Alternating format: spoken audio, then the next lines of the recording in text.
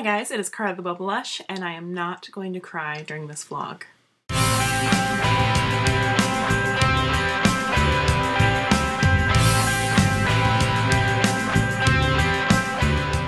So it's cycle day 14. My appointment was at 2:30 in the afternoon. So I got off work at 2 and I hightailed it to my RE's office. Got there about 2:25 after I parked and signed in, and I sat down and I waited and waited and waited. They didn't call me back until close to 3:30. I went to the room, shucked off my pants, and I sat there and I waited and waited and waited, and I could not believe how long I sat there. And when you sit there that long, you just start second guessing everything, and everything becomes a what if, and are they going to find anything? Are they not? It just becomes this huge head game, and it sucked. So I am totally fine with doctors running behind. I know that most likely, honestly, if they were running that far behind, they had a really hectic morning. And I would think at an RE's office, when something is hectic, that means that something is bad is happening to someone else. So I'm okay with it. It was definitely a rare occasion, and I don't think he was just like slacking off and making me wait. I think he really was busy with someone else. And that other person probably needed him more. So they came in, and it definitely was the doctor that I've met before. I've had 2 IUIs through him. I doubt he remembers me, but I definitely remember him. And we got started. I do not remember at all what my lining was. I wasn't even paying attention to it. I just wanted to see the follicles. So we went to the left side, and I could see a lot of really small cysts, but I did not see a dominant follicle. And the first thing through your head at that point is, it's okay, there's still another ovary to look at. And of course he goes over there and he looks at that ovary, and there's nothing. Nothing. I didn't respond again. And I'm not going to cry. I am not going to cry, but it really sucks. I did cry in front of the doctor.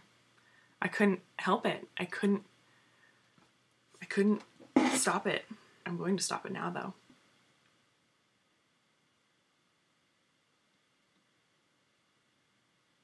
And he was just like, I'm so sorry. He's like, this is what worked last time, right? And I was like, yeah, it worked every time last time. And I didn't respond last cycle, and I didn't respond again. And he goes, well, I'm going to write up my findings of this ultrasound, and I'll pass them on to your doctor, and I guess she can contact you and talk about where to go next. And he's like, he kind of trails off, and he's like, there's not really a higher dosage. I said, I know that there's not. Cloma doesn't work for me, and obviously Femara is not working for me. And so we had discussed that if I didn't respond this cycle, that we would consider moving on to injectables. I said I wanted to avoid it because obviously if I don't have to spend the money, I don't want to, but it looks like that's what's going to have to happen. And he goes, you know what? The injectables are going to work really well for you. He's like, they are strong and they do what they're supposed to do, and you are so closely monitored that we'll tweak everything and customize it just for you. And so that was really reassuring, but at the same time, that's kind of like when I lost it. And he just kept saying, like, I'm so sorry. It sucks. It really sucks. I'm really thankful that Chris is just like, don't worry about the money. That's why we have savings, and we'll make it work because I want a baby just as much as you do. And so that is really, really reassuring. I'm really glad that we have been tightening it up on our budget and putting as much into savings as possible. But the reason why we've been putting all that into savings is so that I can quit my job sooner and be a stay-at-home mom, and we can have that cushion there. And it's just kind of like every time we raid the savings,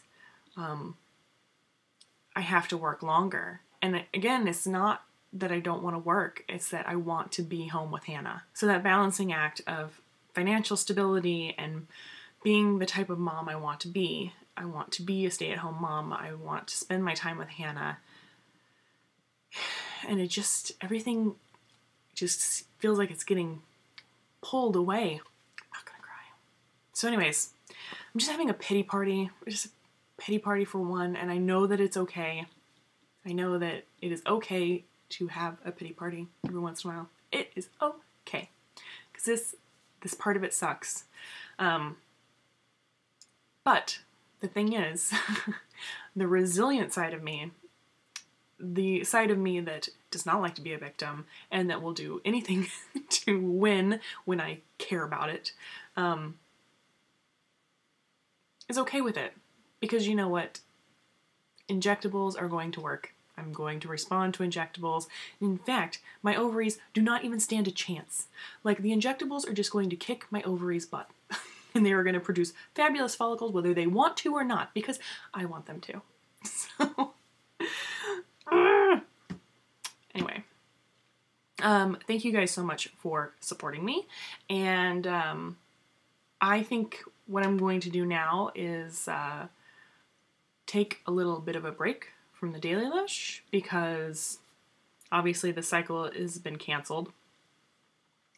And once I know what the treatment options and protocol and everything is for next cycle, once I have that all in stone, once I have a better idea of our financial responsibility for this upcoming cycle, because that's kind of all scary, I will definitely do more vlogs. But I'm definitely going to take this weekend off. I might post some vlogs on the Thebubblelush, but not on the DailyLush. I'm going to try not to think about infertility and ovaries for a couple days, because I'm just unhappy with them. It's okay. I have beaten infertility before, and I'm going to do it again, and yep, I'm going to do it again. Thank you guys so much again, and I will talk to you soon. Bye. It almost seems weird to even think about getting pregnant right now, because that's like step 40. I want to get to step 1. Grow a follicle.